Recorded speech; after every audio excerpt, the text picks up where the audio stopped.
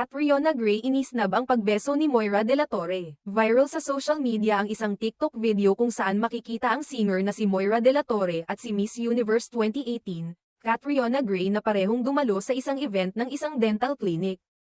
Sa video, habang tinatawag si Catriona sa entablado, makikita siyang naglakad papunta at bumati sa iba pang mga guest sa pamamagitan ng pagbibeso.